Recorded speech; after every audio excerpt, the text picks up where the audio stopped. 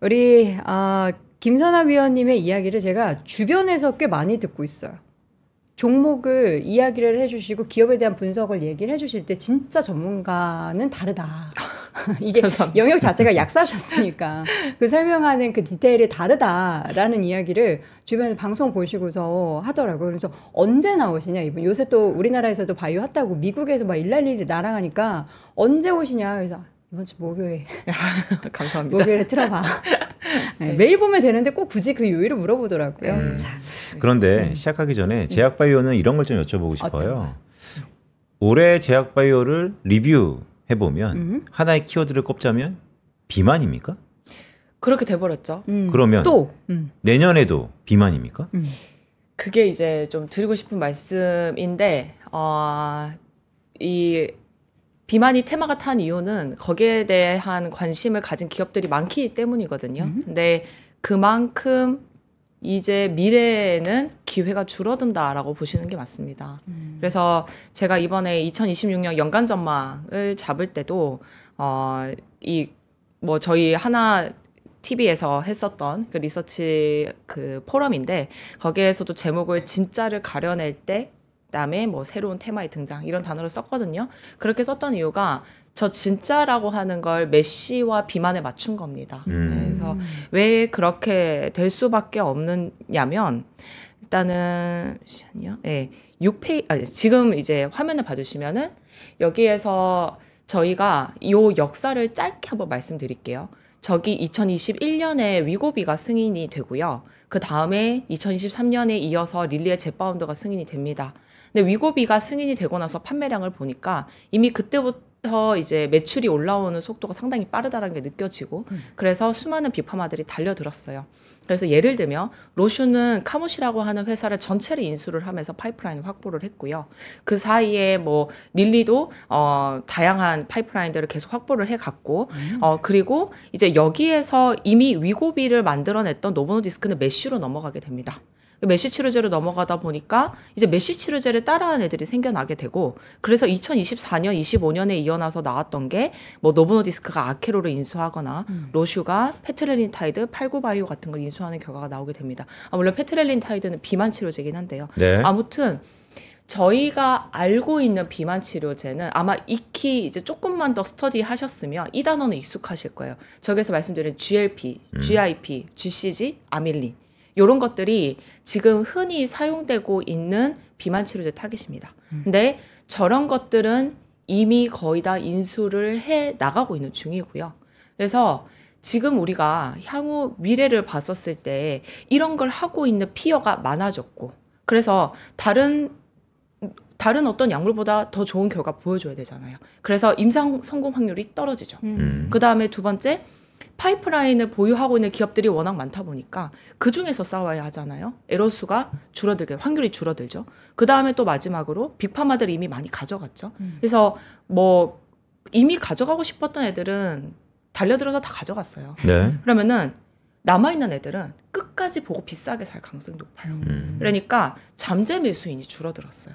그렇기 때문에 제가 말씀드리는 테마라고 하는 거는 본질이 명확하게 파악되지 않았음에도 불구하고 저기가 주가가 오르니까 우리도 주가가 오르겠지라는 이런 논리가 적용되는 시장이 테마라고 생각해요. 근데 비만과 메쉬는 다르다. 테마를 하기엔 이미 투자자들도 시장도 너무 똑똑해진 상태예요. 그렇기 때문에 테마를 타기는 어려운 시장이 됐다.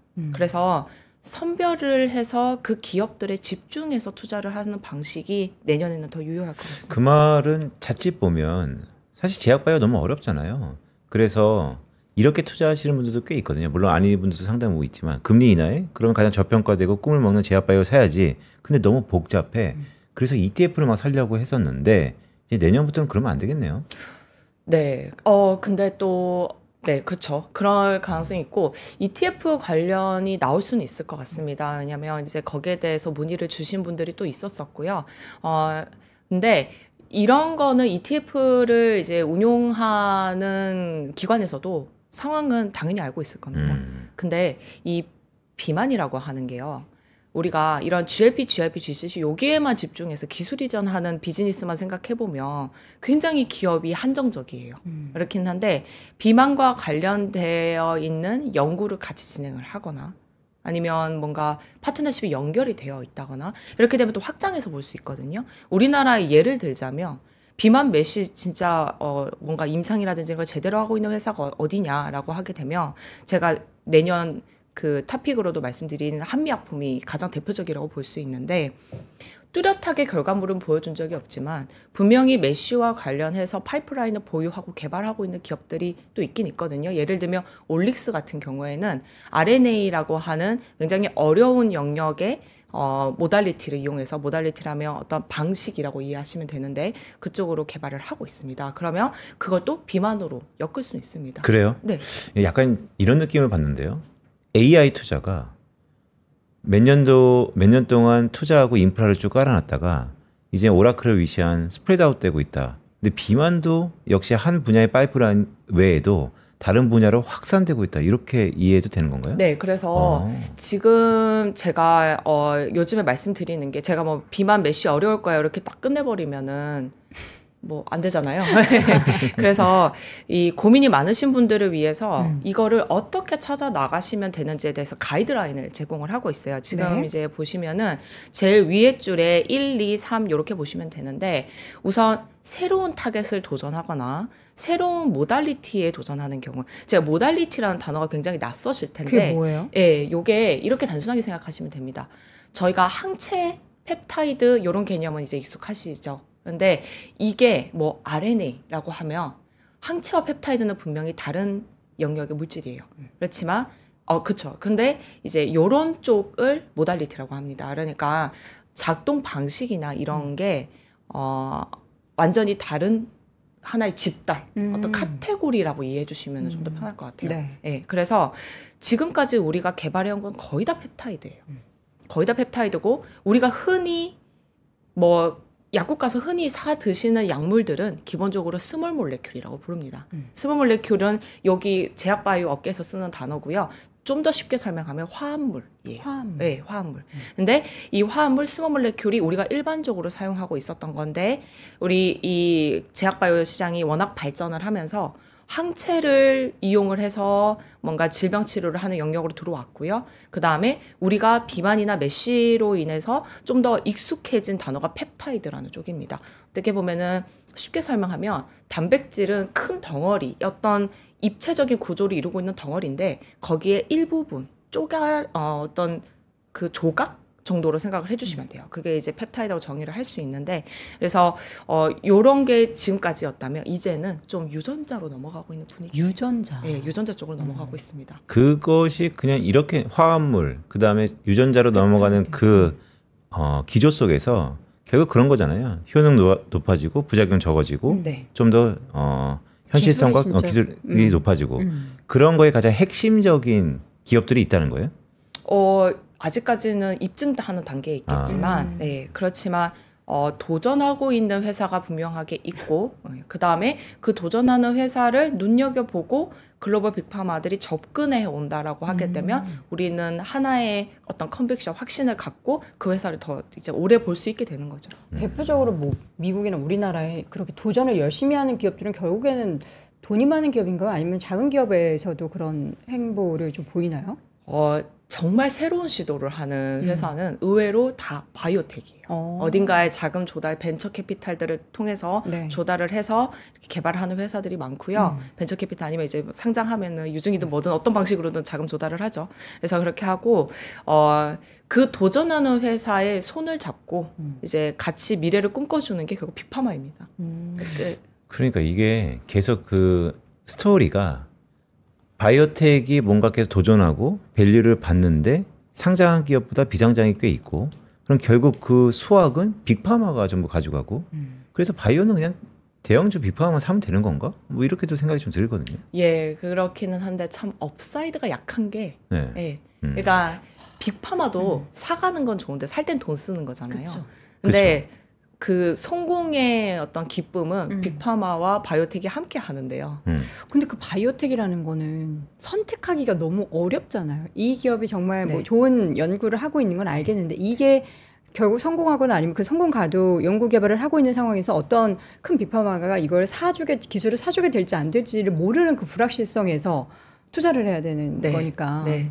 근데 그런 거를 이제 깔때기 역할을 해서 좋은 기업을 선별해 주시는 게 또 우리 김선아 위원님의 역할 아닙니까? 네, 근데 그쵸. 근데 저도 참 그 임상 결과 나올 때마다 굉장히 두근두근하세요? 마음을 졸여요. 그래서 뭐 예를 들면 이게 그 빅파마들이 바이오텍 하나를 선택을 할 때 공부를 그러니까 정말 수많은 바이오텍들을 다 이제 살펴보고 무언가 하나를 픽을 했었을 텐데 네. 그럼에도 불구하고 그 파이프라인에 실패하는 케이스가 너무 많거든요. 뭐 3할 타자도 안 되죠. 네, 그러니까요. 그래서 쉽지 않은 영역입니다. 그렇긴 한데 이제 그래도 말씀해 주셨다시피 이제 만약 10개라는 기업이 있으면 10개 중에 분명히 한 5개 정도는 정말 볼 필요가 없는 경우가 많거든요. 이제 그런 거는 좀 골라내드리고 있고요. 이제 뭐 해외에도 좋은 회사는 많을 텐데 저는 이렇게 생각해요. 우리나라에도 지금 괜찮은 회사가 워낙 많아서 그래서 좀 이제 말씀을 많이 드리고 있는 게 제가 그 리포트에서도 좀 보실 수는 있겠지만 국내 비만 치료제 중에서 제가 좀 관심을 많이 갖고 보고 있는 회사들 음영 처리를 해서 이렇게 보여드리고 있고요. 한미약품, D&D 파마텍, 네. 올릭스, 나이백, ABL 바이오. 요게 제가 앞에 말씀드린 가이드라인에 따라 그 조건이 맞는 파이프라인들을 개발하고 있는 회사들입니다. 그래서 이렇게 보시면 되고 그렇다고 해서 나머지는 뭐 아예 가능성이 없냐 이거는 아니고요. 네. 뭐 예를 들면 요즘에 관심 많으신 뭐 펩트론, 인벤티젤, G2G 이런 것들은 장기 지속형이라서 일단 파트너십을 맺어야 모멘텀이 나와요. 그래서 약간 여기에서는 우열을 가리기가 쉽지 않기 때문에 굳이 표시를 하지 않은 겁니다. 이게 전부 다 어느 순간 비만에 열을 올리는 이유가 돈이 되기 때문입니까? 그렇죠. 지금 이제 선언을 한 것 중에서도 예를 들면 얼마 전에 셀트리온에서도 서선지 회장님이 그런 말씀을 하셨거든요. 이제 비만 치료제 진출을 하겠다. 네.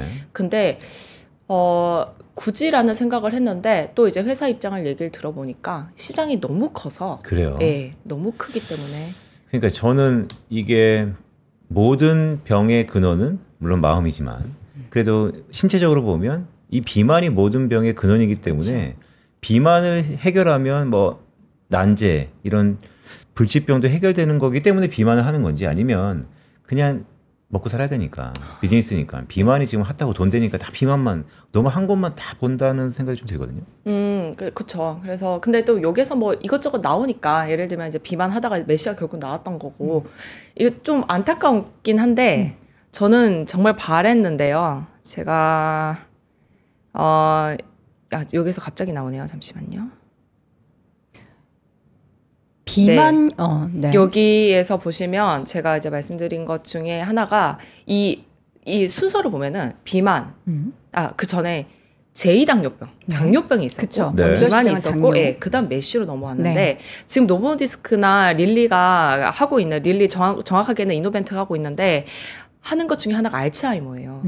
근데 제가 알츠하이머 결과가 얼마 전에 노보노디스크에서 세마글로타드 결과가 저 나왔는데 그거 약간 좀 안 좋게 나왔죠. 궁금한 게 아니 네.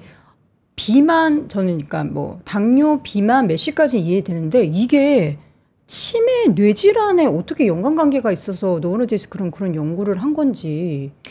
우선은 그 우리가 치매가 일어나는 기전에는 네. 여러 가지가 작용을 하는데 그 작용하는 것들 중에 하나가 혈당과 염증이 있었습니다. 근데 그래요? 예, 이게 그 혈당과 염증을 좀 조절을 할 수 있으면 우리가 그 뇌 질환 그러니까 알츠하이머로 연결되는 그 기전을 좀 차단할 수 있을 거다라는 가설이 있었고요. 전 뭐 단백질 생성 뭐 이런 거 단백질 쌓이고 이런 것들을 항상 뇌질환에 연관된다고 맞습니다. 생각했는데 네네. 혈당도 중요하군요. 그게 결국 그게 쌓이는 기전으로 이제 이어지게 되는 원인이 되는 거죠. 그래서 실제 어떤 뭐 우리가 흔히 얘기하는 타우, 아밀로이드 같은 네. 이런 기존에 알려져 있는 치매 타겟을 한 건 아닌데, 아까 알츠하이머 타겟을 네. 그 공략한 건 아닌데, 그런 주변 환경을 좀 개선시킴으로써 결국 질병 진행을 억제할 수 있을 것이다라고 예상을 했는데. 다양한 요인 중에 그쪽 네. 부분을 조금 완화시켜주면은 더 좋다. 맞습니다. 왜냐하면 실제 전임상에서는 그런 결과가 나왔거든요. 그래서 근데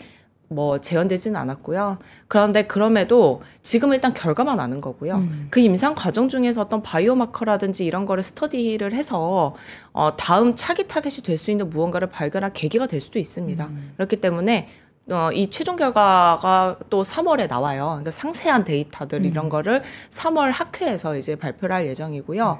그 다음에 뭐 ADPD 학회라고 있어서 거기서 하는 거고, 그 전에 이제 12월에 한번 이제 전체 데이터 공개하는 행사가 있거든요. 그래서 그때도 한번 확인해 볼 수는 있을 것 같아요. 그래서 스터디를 할 필요는 있다고 생각을 하고 일단 도전을 했지 않습니까? 네. 그래서 저도 이 영역은 굉장히 오랫동안 스터디를 해봐야 되는 건데 뇌질환 쪽에 그래서 많은 관심이 현재 들고 있는 상황이고요. 그렇죠. 네, 그래서 지금은 어떤 상황이냐면 타겟이 중요한 게 아니라 어떤 방식으로 그 타겟에 접근할 것인가가 중요해졌어요. 그래요? 네. 그럼 약간 그거는 목적 없이 일단 도전해서 뭔가 틀을 만들자 이런 느낌이 좀 드는데.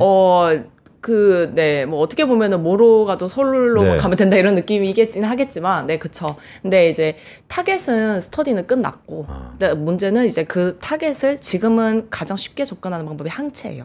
왜냐하면 항체의 성격이 정확하게 쟤한테만 가서 붙는 그런 역할을, 그 기능을 갖고 있기 때문에, 근데 이제 여기에서 계속 좀 실패를 하고 있어요. 그래서 또 이제 제가 또 관심 갖는 게 많이들 연구하는 게 유전자 치료제를 접근을 하거나 아니면 그 타겟으로 가기 위한 셔틀 이런 것들을 좀 이용하는 방식으로 바뀌고 있습니다. 그러니까 말 그대로 방식이 바뀌는 거예요. 모달리티. 표적 치료구나 전부. 그러니까 이게 뭔가 이 물질이 효과는 있는데 그걸 항체로 이제 가지를 못한다면 그걸 가게 만드는 역할을 하는 거를 더 붙인다는 건가요? 항체가 거기를 못 가서 거기를 갈 수 있게끔 하는 다른 방식을 이용하는 거죠. 네. 너무 어려워. 네. 조금 더 근데 지금 아침 7시에 뇌 아직 작동 안 하는 이 시간에 듣기에는 너무 어려운데요. 근데 되게 중요한 것 같아요. 왜냐면 네. 항체가 거기를 가서 붙어야 되는데 그쵸, 못 그쵸. 가니까 그 통로, 그러니까 예를 들어 고속도로를 깔아주는데 네. 그게 깔리면 다른 것도 다 범용적으로 적용할 수 있다. 그렇죠. 그러니까 그게 시장이 열린다. 맞습니다. 그래서 셔틀이 굉장히 중요한 거고요. 그 다음에 뭐 항체가 뭐 너무 커서 못 움직인다라고 하게 되면 그것보다는 좀 더 작은 RNA 이런 걸로 시도해 볼 수 있는 거고. 그래서 여기도 이제 시도되는 시장인데 재밌는 게 많이 나올 것 같습니다. 그래서 한번 뇌질환 치료제는 좀 뎁스 있게 다뤄볼 예정이고요. 아마 내년 중에 한번 기회가 오지 않을까 하는 생각을 하고 있습니다. 이게 그러니까 점점 확대가 되고 있는 것 같아요. 그러니까 비만 치료 관련해서 당뇨 치료 관련해서 열심히 지금 사업을 영위해 왔었던 바이오 기업들, 뭐 일랄리니도 그렇고 지금 노브노디스크도 그렇고 그거를 더 확대하고 했으니까 결국에는 그 뭐 혈당이든 뭐든 그것을 낮추는 것에 있어서 좋아지는 사이드 이펙의 다양한 약들이 지금 출시가 되고 있는 거잖아요. 그렇죠, 맞습니다. 네. 근데 이게 외람된 질문이지만 네. 제약바이오 애널리스트 앞에서 약간 한 번쯤은 생각해 보셨으면 좋겠다는 걸로. 비만에 열광하는 이유가 비만 치료제. 우리가 오래 산다는 개념은 아닌 것 같아요. 건강하게 산다. 그렇죠. 어차피 기간은 정해져 있는데 최근에 뭐 영세라는 얘기도 하지만 기간은 정해져 있는데 더 삶을 퀄리티를 높일 만큼 잘 살기 위해서 비만 치료제에 우리가 집중한다면 기간은 정해져 있는 거잖아요. 비만 치료제가 계속해서 발전할수록 반대급부로 어떤 산업이 좀 더 각광을 받을까 그런 거를 한번 생각해 보면서 하면 훨씬 더 좋지 않을까. 미용이지 않을까요? 미용이에요? 그러니까 항상 우리나라도 비만 치료 막 나온 다음에는 결국에는 이제 살을 확 빼면은 이게 좀 이렇게 처지거든요. 그러면 이제 탄력을 만들어야 되니까 뭐 울세라라든지 써마진하든지 그리고 또 약간 이제 옷을 또 사게 되고 운동을 네. 하게 되고 약간 뷰티 쪽으로 또 관심을 갖게 되고 소비군요. 예, 그런 식으로 이제 살 빼면 자신감 생기고 건강해지고 하면은 또 이렇게 힘차게다 돈 쓰고 이러니까 뭐 그런 얘기들을 많이 하던데 네. 근데 저는 사실 이제 저희 집에도 덩치 큰 친구가 하나 있어요. 그 친구는 항상 허리가 아파요. 살 빼면 날 것 같다. 늘 얘기를 하거든요. 근데 못 빼요.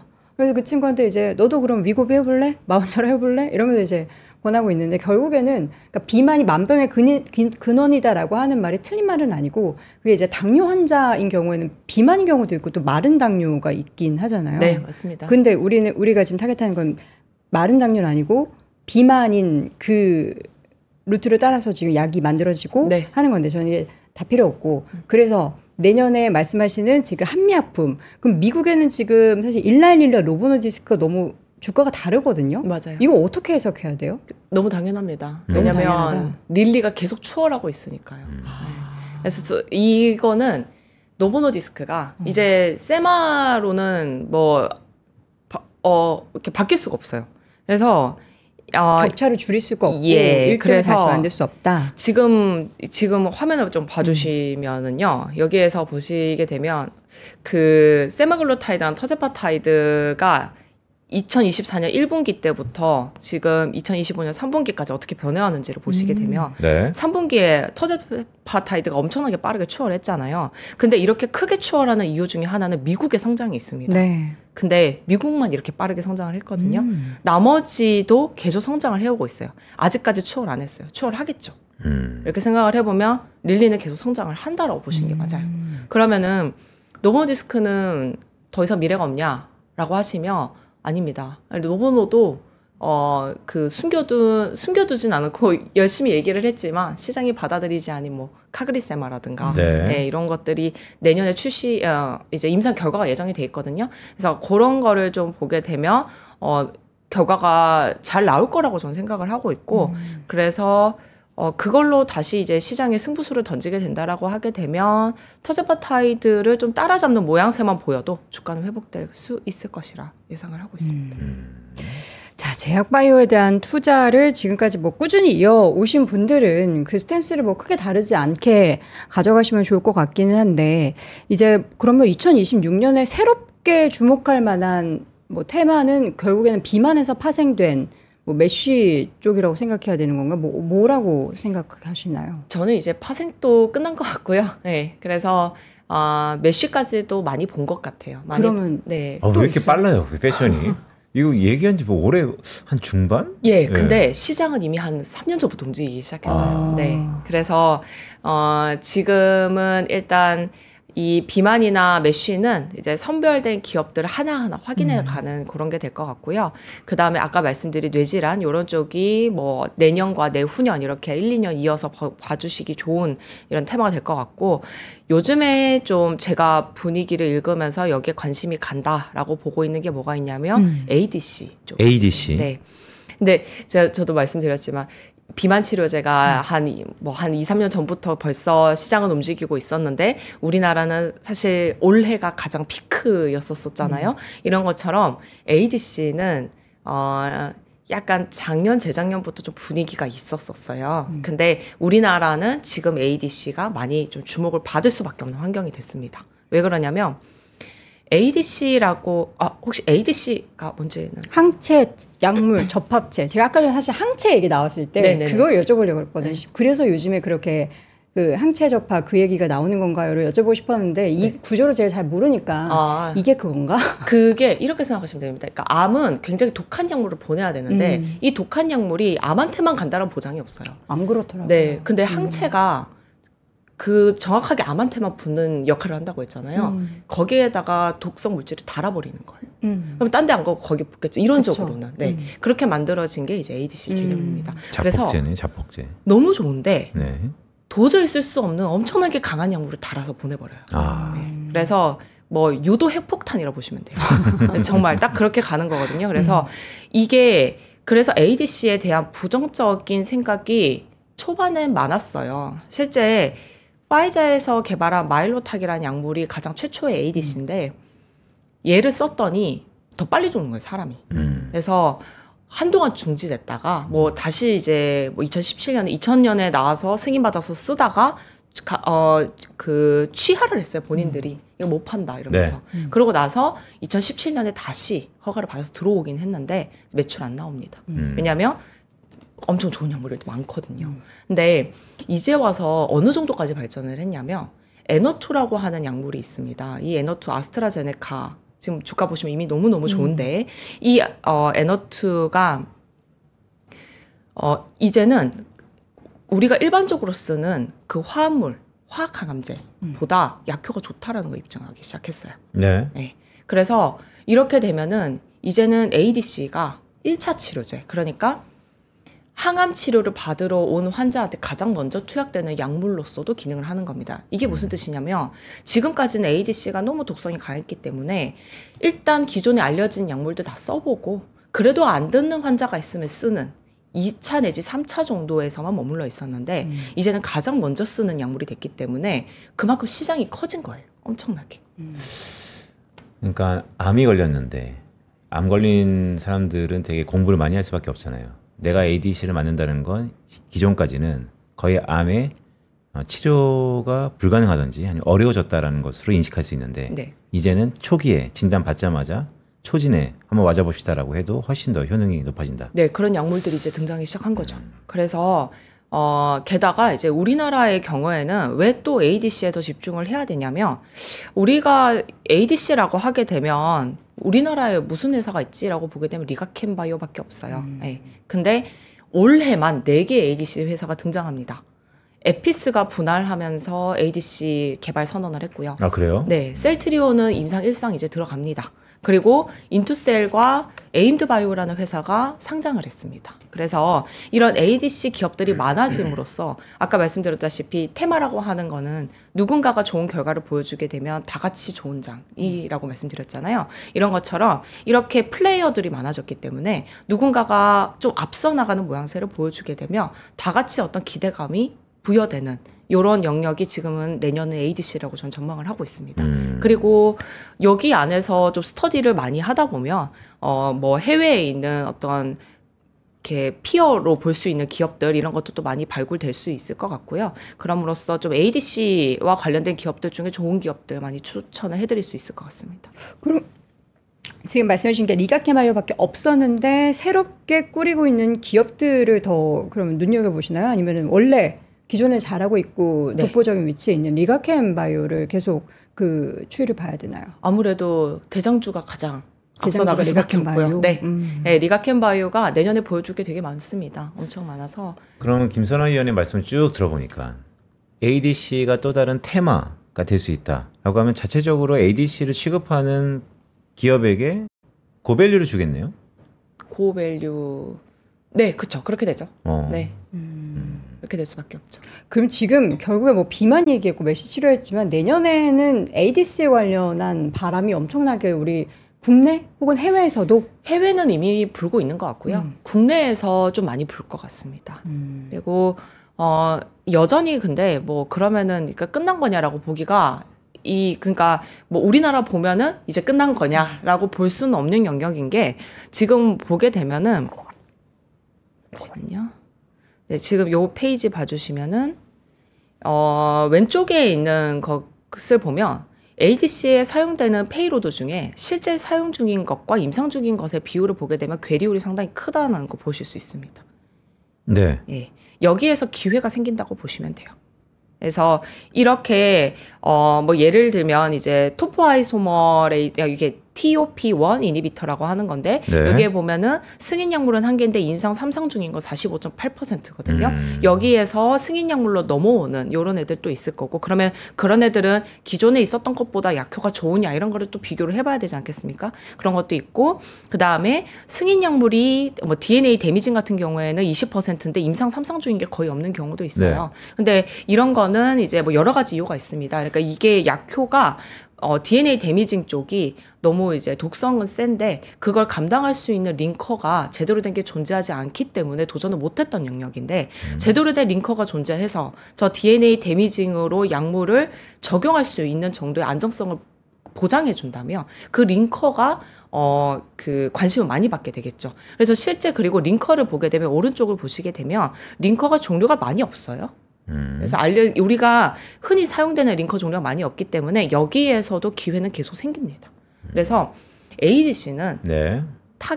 타겟을 이제 공략하는 거 결국 항체죠. 그래서 타겟, 그 다음에 중간에 이것을 이어주는 링커, 그 다음에 독성을 갖고 있는 페이로드, 이거의 조합에 의해서 나오는 겁니다. 그렇다 보니까 타겟은 무궁무진하고요.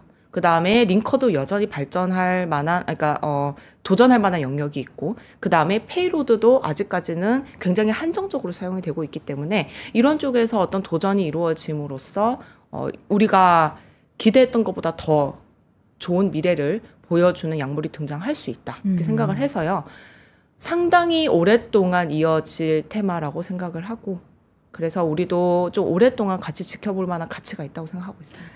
ADC 관련해서 지금 임상, 2상, 3상 진행 중인 기업들도 쫙 정리를 해주셨고, 지금 FDA에서 이미 승인된 14개 네. 기업에 대해서도 지금 쭉 정리해 주셨는데, 이게 다 사실 기업 이름이 일단 영어로 되어 있고 너무 작아서 그렇죠.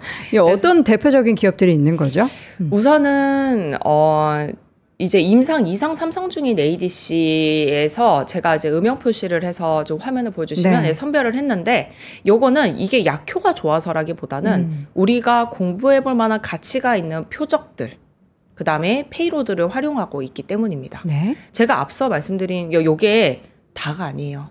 한 160몇 개 중에 대표적인. 네, 대표적인 걸 골랐는데 그 대표적인 걸 고르는 기준은 미국에서 임상을 하고 있어야 하고, 그 다음에 아까 보여드렸다시피 TOP1 이니비터라고 하는 게 이미 임상을 많이 하고 있잖아요. 네. 그러니까 여기에서는 기회를 찾기가 저는 어렵다고 판단을 해서 그래서 TOP1 이니비터를 제외한 나머지 페이로드를 사용하는 경우만 솔팅한 거예요. 근데 이것뿐만 아니라 사실 스터디할 게 굉장히 많은 게 중국의 그러니까 굉장히 빠른 속도로 발전을 해 나가고 있는 ADC 바이오텍들이 있어요. 사실 그것도 스터디할 가치가 필요가 있습니다. 그래서 그런 거는 또 따로 스터디를 해야 되는 상황이다라고 보시면 될 것 같고요. 그래서 뭐 예를 들면 이런 것들을 저는 이제 중점적으로 보게 될 것 같고, 그 다음에 그 다음에 이제 FDA 승인된 ADC는 반드시 스터디를 해야 되는데, 얘네들이 여기에서 추가 스터디를 일단 계속하고요. 여기 시장 성장률을 이렇게 보시게 되면 25년에서 26년 YOY 성장률을 보시게 되면 굉장히 3배 이상 이렇게 빠르게 성장하는 애들도 있고요. 이렇게 매출이 좀 빠르게 성장하고 있는 모습을 보여주고 있고, 그게 26년에 이런 성장률을 보여줄 거다. 이런 성장률을 보여줄 거다라고 예상이 되고 있습니다. 그래서 이런 약물들을 일단 기준을 잡고, 저렇게 빠른 성장을 보이는 저것들보다 내가 관심 있어 하는 기업이 개발하고 있는 약물이 좋은 효과를 보여주고 있는지, 이런 것들을 이제 향후 스터디를 해 나가야 합니다. FDA 승인일은 좀 천차만별이네요. 오래된 엄청 것도 있고 천차만별이에요. 최근에 네. 들은 거 있고. 네네. 자, 시간이 많이 지나긴 했는데 이게 그래도 오셨으니까 이번 주에 제약바이오의 뜨거운 감자였던 삼성그룹 얘기 좀 간단히 해주세요. 그날 상장했죠. 네, 상장을 했죠. 예상과 다릅니다. 많이 다르죠. 많이 많이 흔들렸어요. 에피스는 컨센서스가 좀 낮았었기 때문에 로직스가 컨센이 많이 높았고요. 그래서 결과적으로는 미리 매수를 하셨던 분들 같은 경우에는 결국 합쳐서 이익을 보는 구조일 거다라고 생각을 했는데, 예상과는 달리 에피스와 로직스가 전부 다 좀 빠지고 있는 경향이 있습니다. 그래서 이 부분에 대해서 좀 말씀을 드리면, 로직스는 일단은 컨센 추정치가 있기 때문에 올라와 주는 게 맞고요. 에피스의 경우에는 아직 여전히 논란이 많습니다. 근데 제가 밸류에이션을 한 영역 안에서는 에피스가 충분히 올라와야 한다라고 생각을 하고 있고요.